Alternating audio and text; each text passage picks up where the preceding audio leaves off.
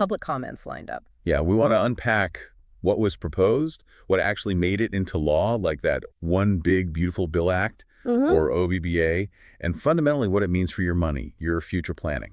Think of it as your guide to understanding these, well, complex financial currents. Exactly. So let's jump in. Okay, segment one. Let's unpack the core proposals that really kicked off all this discussion and those initial reactions. Right. So during the campaign, Trump floated several key income tax ideas. Yeah, first off, eliminating income tax on tips. That one really got attention, didn't it? Oh, absolutely. A huge headline grabber. Then there was the proposal to eliminate income tax on Social Security benefits. And also on overtime pay. That's a big one for a lot of workers.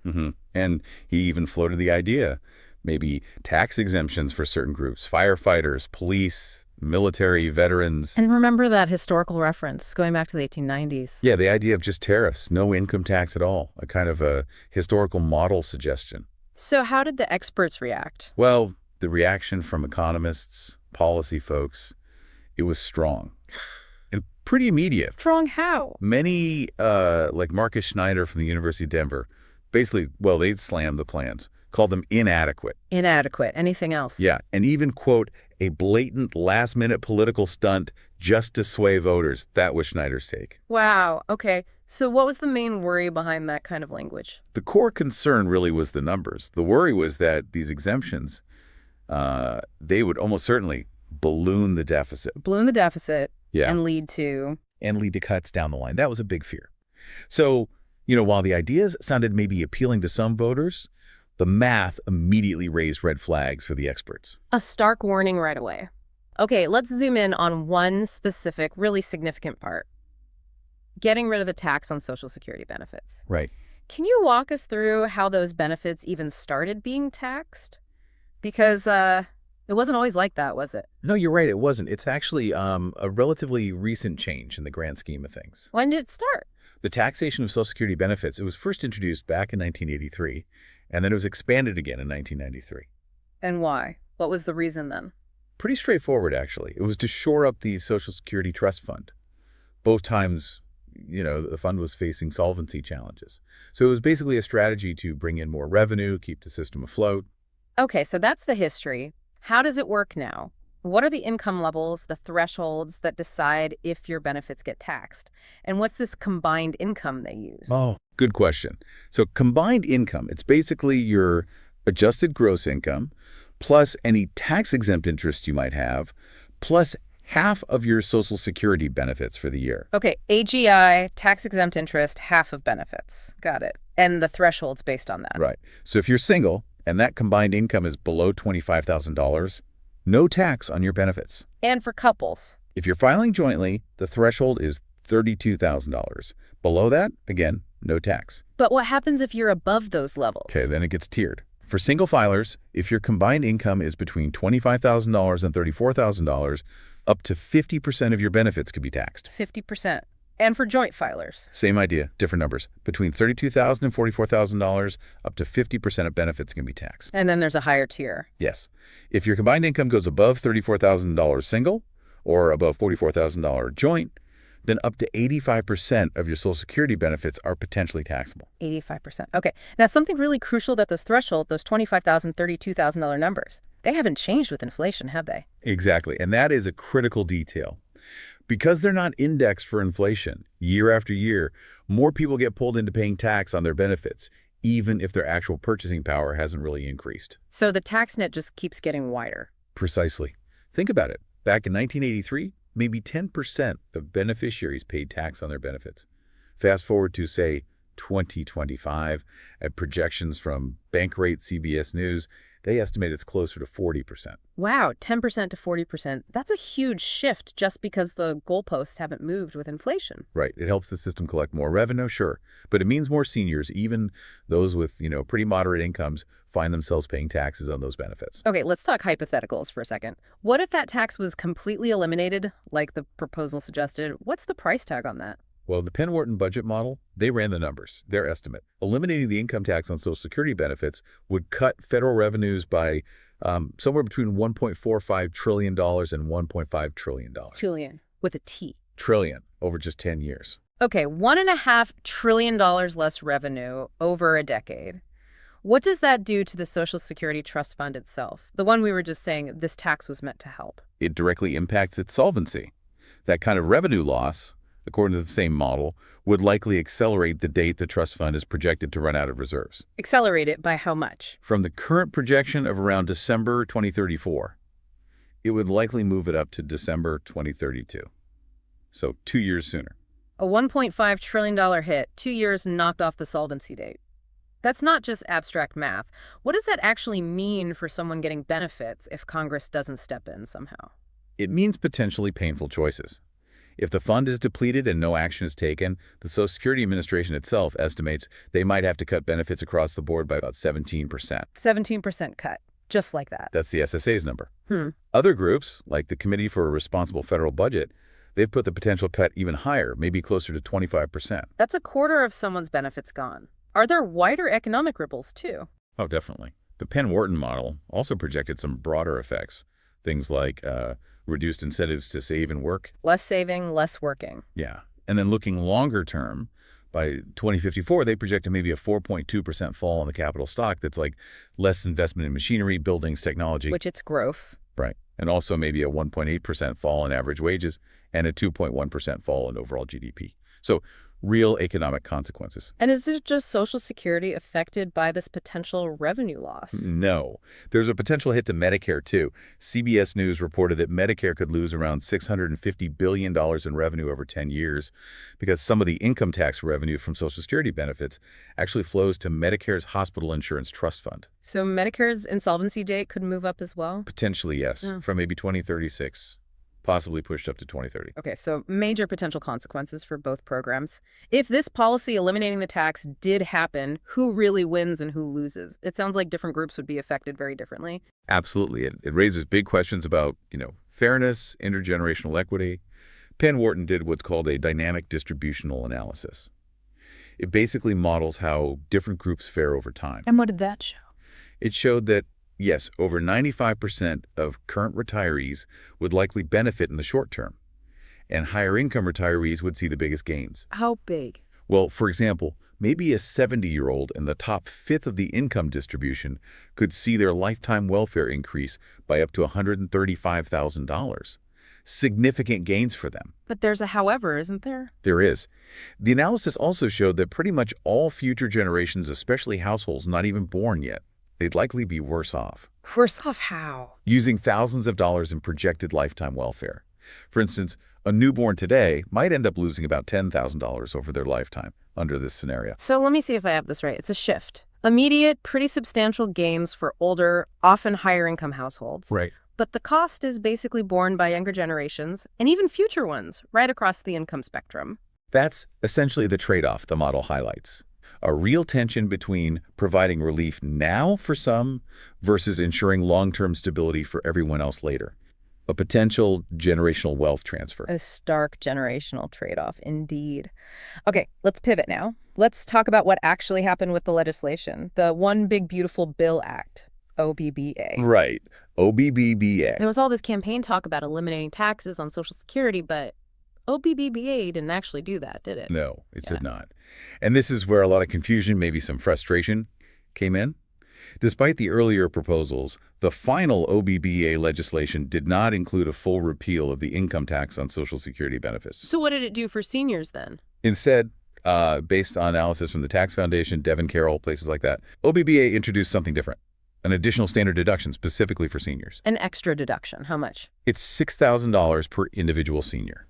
But there are catches. Okay, what are the catches? First, it's temporary. It's only scheduled for tax years 2025 through 2028. And second, it phases out. Phases out based on income. Exactly. It starts to phase out if your modified adjusted gross income, your MAGI, goes above $75,000 for a single filer or $150,000 for joint filers.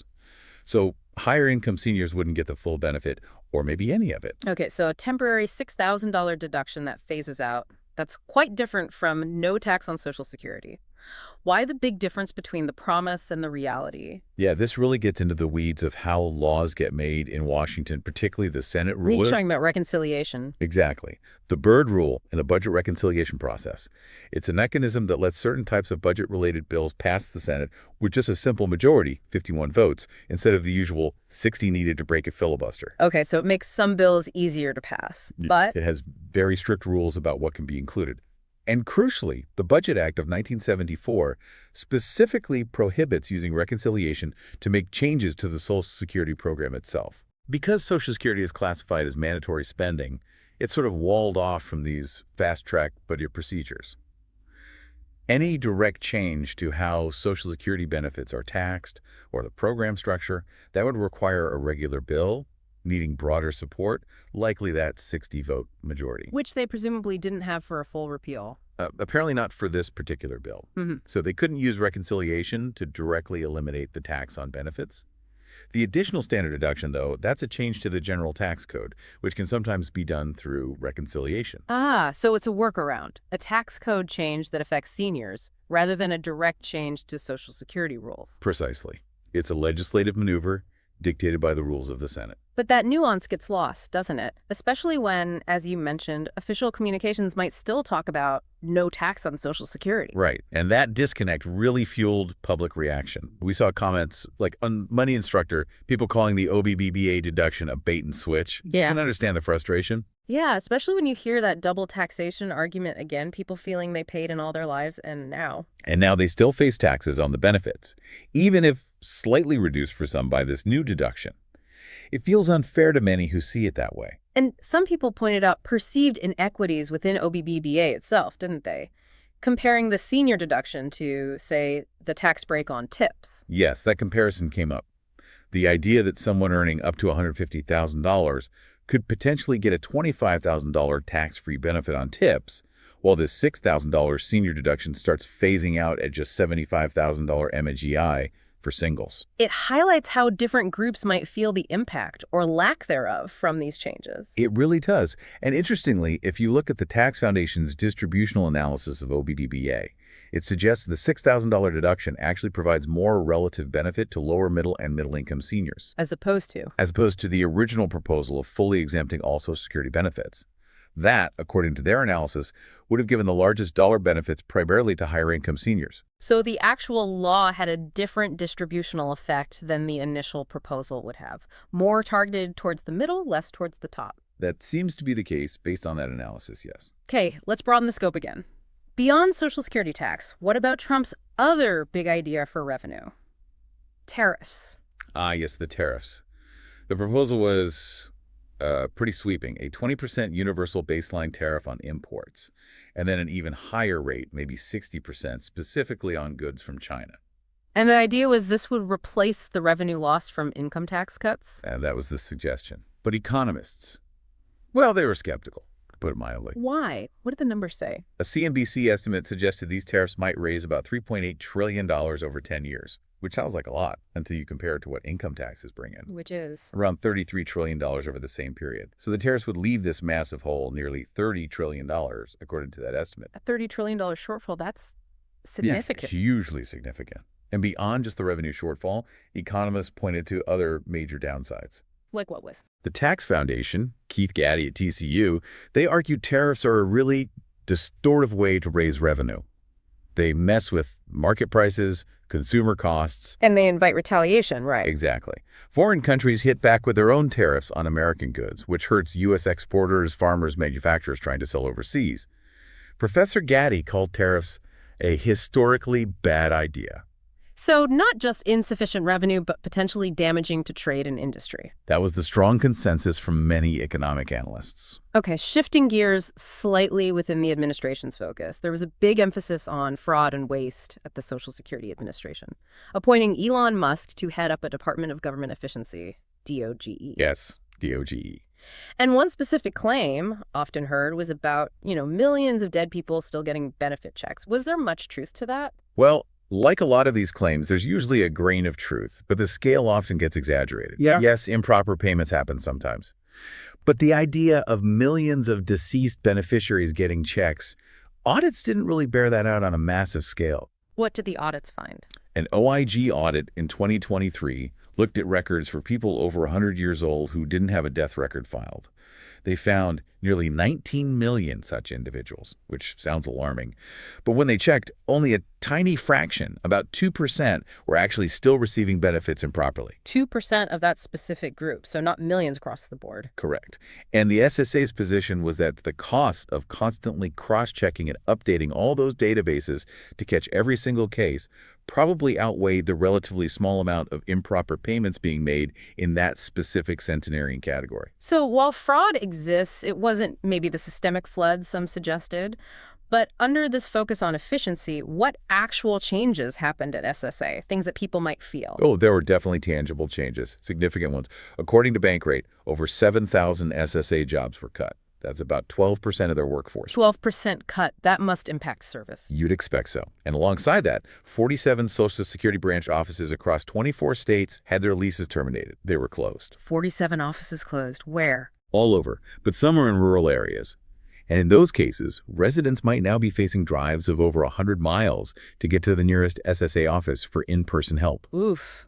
100 miles is a long way, especially for seniors or people with disabilities. So for you, the listener, what's the practical result of these cuts and closures? It means potentially longer waits on the phone, longer waits for appointments, less access to that face-to-face help that can be really crucial for navigating complex situations. Especially since SSA staffing was already low, right? Exactly. People like Richmond from the National Committee to Preserve Social Security Medicare pointed out these cuts just exacerbate existing problems, making it harder for people to access the services they've paid for and earned.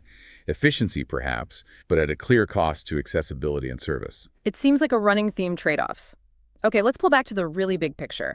Underlying all this specific policy talk are these huge long-term worries about the nation's finances. People are worried. We see comments about the national debt crossing $1 trillion way back in 1980, now over $38 trillion. Annual deficits over $2 trillion.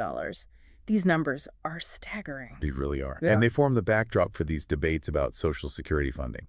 If cutting taxes isn't the answer, what else is on the table? Right.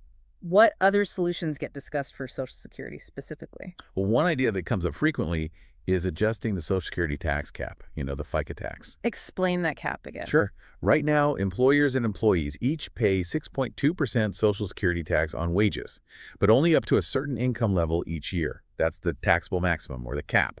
For 2024, it's $158,600. So if you earn, say, $300,000, you only pay Social Security tax on the first $168,600. Exactly. The income above that cap isn't subject to the Social Security payroll tax. And what effect does that have? It makes the tax regressive, meaning lower and middle income earners pay Social Security tax on all or nearly all of their income, while high earners pay it on a smaller percentage of their total earnings. Is it a lot of people earning over the cap? Percentage-wise, no. Only about 6% of workers earn more than the cap each year. But that 6% earns a very significant chunk of the total wages in the economy. So what are the proposals regarding this cap? Various ideas. Some propose raising the cap significantly or even eliminating it entirely so all earned income is subject to the tax. Others, like the Social Security 2100 Act, propose to sort of donut hole, keep the current cap, create a gap where earnings aren't taxed, and then reapply the tax on very high earnings, say above $400,000, or maybe just index the cap so it covers a set percentage, like 90% of all aggregate earnings. Okay, lots of options. What are the arguments for and against changing the cap? Well, the big pro is revenue. Taxing earnings above the current cap, or even just above, say, $250,000, could raise over $1 trillion over 10 years, according to the CBO. It would make the system more progressive, less regressive, and it could help address rising income inequality. And the cons. Why might someone oppose it? Some argue it could weaken the traditional link in Social Security between contributions paid in and benefits received, if benefits aren't also adjusted for those higher contributions. Others worry it might incentivize high earners and companies to shift compensation away from wages towards things like stock options, trying to avoid the higher payroll tax. So potential behavioral changes and philosophical arguments about the program's structure. Right. It's a complex debate with significant financial and equity implications. And beyond Social Security taxes and caps, there are also these really deep concerns we heard about potential cuts to other programs seniors rely on, right? Healthcare, food stamps. Yes, absolutely. We saw comments reflecting real anxiety about potential cuts to Medicaid or to the Affordable Care Act subsidies that help people buy insurance before they qualify for Medicare. And food stamps, too. Many seniors really see these as lifelines. There was one specific alarming comment about ACA subsidies potentially scaling back, leading to maybe 400% premium increases for couples who are, say, 63 or 64, not yet on Medicare. That's a terrifying prospect for people in that situation. It highlights the vulnerability of people near retirement age but not quite eligible for Medicare, and how changes to ACA affordability can have huge impacts. Now, on Medicare specifically, you mentioned earlier it's important to separate myth from reality regarding OBBBA. Yes, that's crucial. We saw some comments expressing fear that OBBA itself cut Medicare. It's important to state clearly, based on analyses of the bill text, OBBA contained absolutely nothing that directly reduces Medicare benefits. So the anxiety isn't about direct cuts in that bill. The anxiety seems more rooted in broader fears about fiscal pressure leading to future cuts, or indirect effects, maybe cost shifting onto beneficiaries through other means down the road. But OBBA itself didn't cut Medicare benefits. Got it. One last sentiment that really stood out from the comments, this feeling from some blue-collar workers about overtime. Ah, yes. The feeling that forced overtime ends up being literally straight taxes. What do they mean by that? The sense that because the extra pay pushes them into a higher tax bracket or just gets taxed at their marginal rate, they see very little of the extra earnings in their actual take-home pay. It creates this feeling of being punished for working harder, that the system isn't rewarding their extra effort. That's less about a specific policy maybe, and more about a general feeling of tax burden and fairness on earned income. Exactly. It's a powerful personal frustration about how the tax system interacts with their work and wages. Okay, so we have covered a ton of ground today. From these specific tax proposals, the economic forecasts, the legislative reality checks like the Byrd Rule. Yeah, it's a really complex mix, isn't it? Promises versus procedure, economic models versus public perception. What's the main takeaway from all this complexity? I think the core insight is that while the political headlines focus on specific, often shifting proposals, the underlying challenges don't really change. Social Security solvency, the national debt, how to tax fairly and adequately, these are the deep, persistent issues we all have to grapple with, regardless of who is making the proposal. And understanding how these laws actually get made or blocked is just as vital as understanding that's being proposed. Absolutely. And remembering these aren't just numbers on a page. Right. These policies, these debates, they directly impact your retirement plans, your healthcare costs, your family's budget, your ability to make ends meet. Staying informed is really critical. It truly is. Which brings us to a final thought, maybe something provocative for you to consider. Okay, let's hear it. Given everything we've discussed, the clear need to make Social Security solvent for the long haul, the stark economic realities, the distributional effects of different policies, what responsibility do we as a society really have?